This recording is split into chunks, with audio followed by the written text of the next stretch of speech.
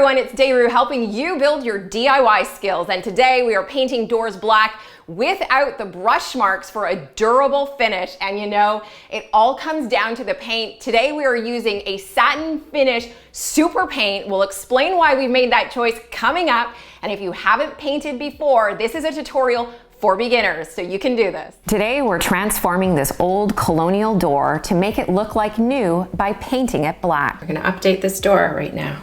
We'll start by removing the doorknob to get a better paint finish. Simply remove the screws and your doorknob will easily pull apart. Next, we'll back out our hinge screws, then just lift your door up and out. If you don't want to do this step, you can paint the door in place. It's essential to sand all sides and panels of your door for a nice smooth paint finish until it's smooth to the touch. When it comes to painting your door, there's really two options for paint. Now, before you start painting, the most important decision is, do you want satin or semi-gloss paint? We have been using semi-gloss for decades. It's tried and true, it's a classic, but more and more people now are going with satin. Why? Because it has a lower sheen. Semi-gloss is more glossy, it has a higher sheen, therefore it is more durable and easy to wash. If you have little sticky fingers, this might be best for you. We're seeing a lot more satin though in modern and custom homes. Today we're using a satin door and trim paint in Tricorn black. Before painting, use a lint-free cloth to remove any dust. We'll start by painting the ends and sides of our door first. Use a cloth as needed to wipe away any drips on the front and back. Next, you are ready to paint the front of your door. To load your paintbrush, dip just the tip of the brush into your paint and dab any excess onto your tray.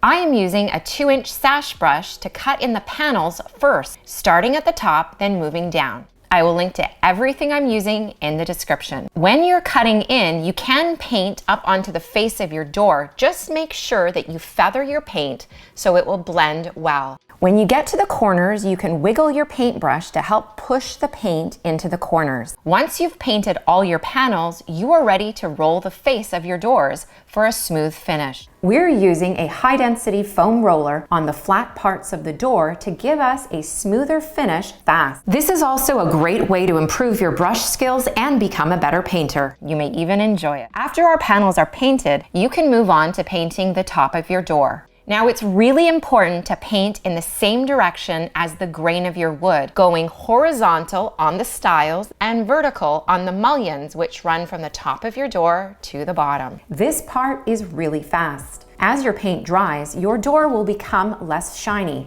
Coming up, find out why paint cure time is critical. After your door is dry, you'll want to give it another light sanding and dusting. Then you're ready for your second coat of paint. Again, we'll start by cutting in the recessed parts of your door, then rolling the panels before moving on to the flat parts on the front. For those who like a hack, before painting, I installed 2 screws on the ends of each door. All you have to do is flip the door over on the screws, so you don't have to wait for dry time before painting the other side.